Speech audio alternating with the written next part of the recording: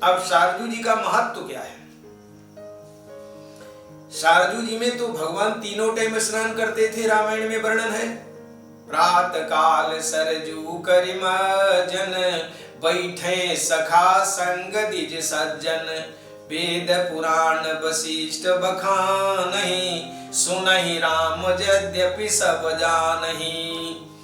शारजू में भगवान राम जी नित्य स्नान करते थे और गंगा जी का शास्त्रों में वर्णन है।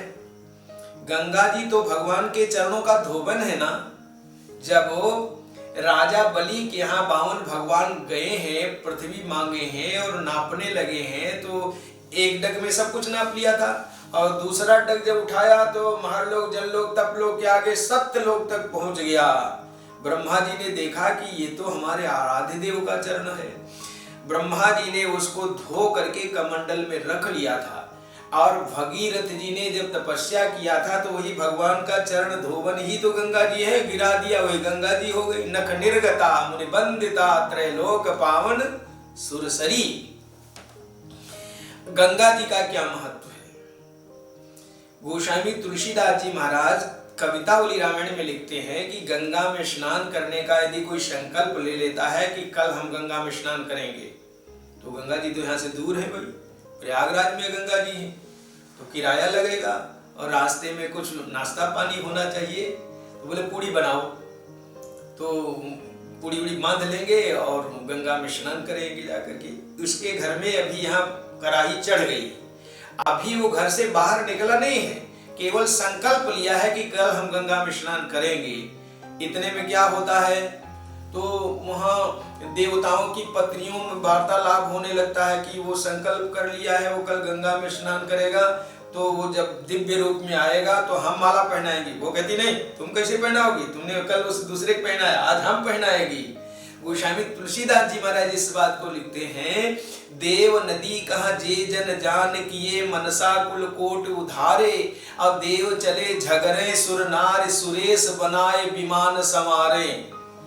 देवराज इंद्र उसके लिए विमान सजाने लगते हैं कि जो गंगा में स्नान करेगा दिव्य रूप में हो जाएगा, तो क्या पैदल आएगा स्वर्ग? विमान उसके लिए बनता है कि विमान पर बैठ करके आएंगे।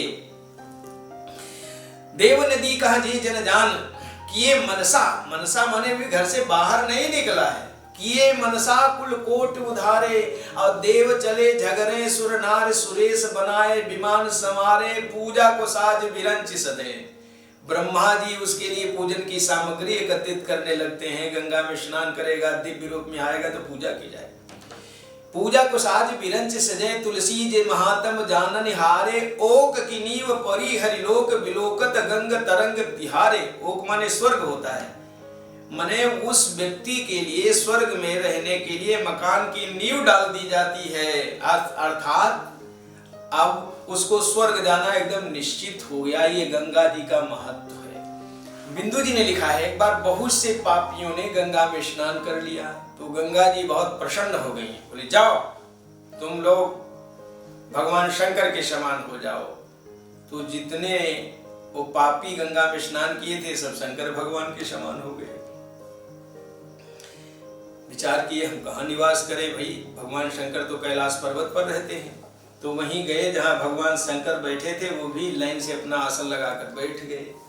माता पार्वती जी ने भोजन तैयार किया तो गणों को भेजा, जो भगवान शंकर के गण हैं भूत प्रेत, कहा जाओ भगवान शंकर को बुलाओ, भोजन तैयार है। गण लोग आए, देखने लगे कि नित्य तो एक शंकर रहते थे, आज इतने शंकर कहाँ से आ गए, किससे कहें चलो भोजन तैयार है।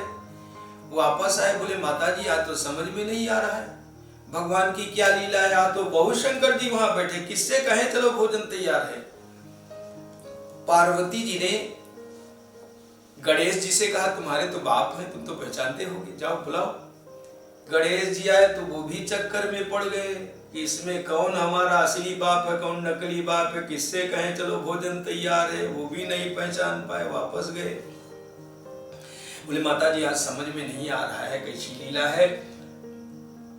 माता पार्वती ने नंदेश्वर से कहा, तुम्हारे ऊपर तो डेली सवारी करते हैं, तुम तो पहचानते होगे, जाओ बुलाओ।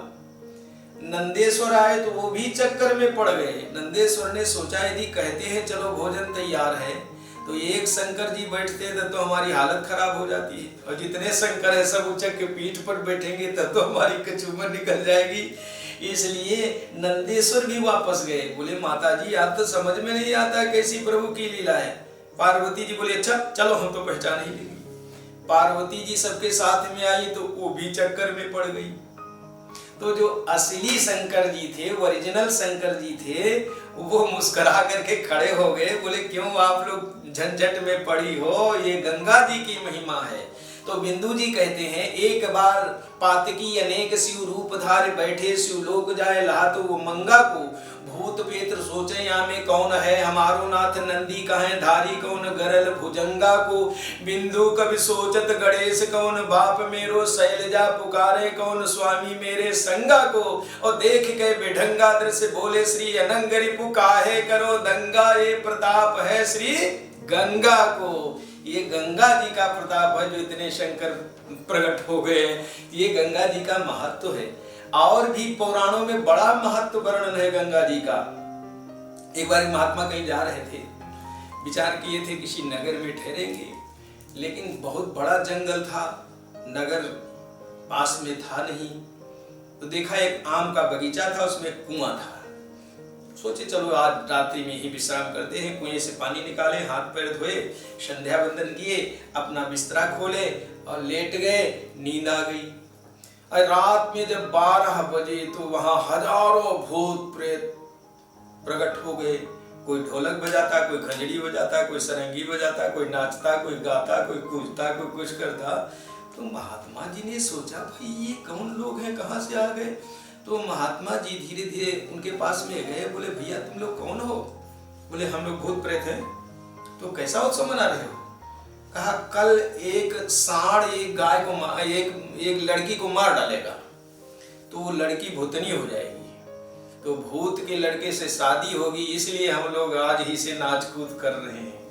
महात्मा ने सोचा कि मनुष्यों का विवाह तो हमने बहुत देखा, भूत प्रेतों का कैसा विवाह होता है, तो इसको भी देख लेना चाहिए। तो महात्मा जी दूसरे दिन गए नहीं, ठहरे रहे। और रात में जब 12 बजा तो भूत प्रेत तो प्रकट हुए, आए, लेकिन आज नाच कूद नहीं हो रहा है, आज कोई उत्सव नहीं मनाया जा रहा है।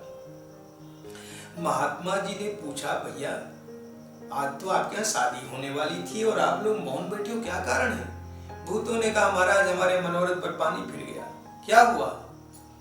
कहा उस लड़की को उस सांड ने मारा तो सही, लेकिन मारने के पहले वो गंगा जी की रेती में गया था, बालू में खूब खुरी किया था, सींग से ऐसे ऐसे किया था, तो उसकी सींग में थोड़ी गंगा जी की बालू लग गई और उसी सींग से लड़की को मारा। तो सींग तो लड़की के पेट में धंस गई, लड़की मर गई।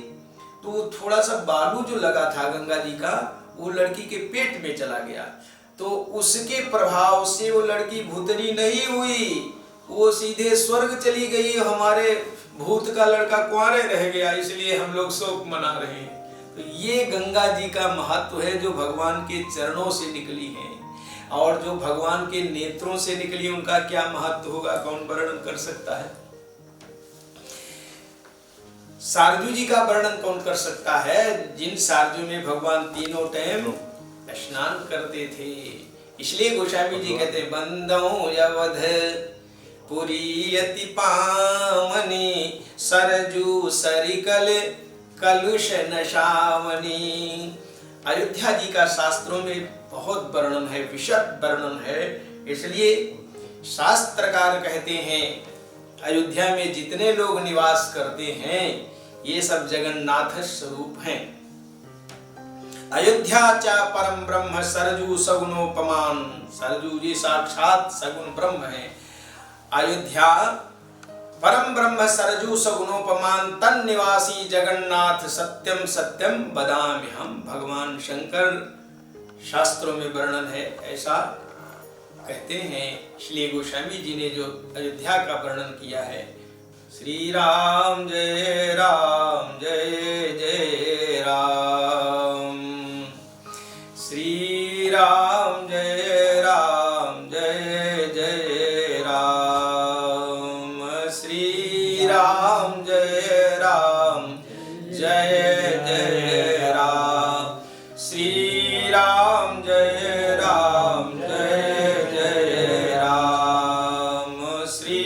राम जय राम जय जय राम। श्री राम जय राम जय जय राम। श्री राम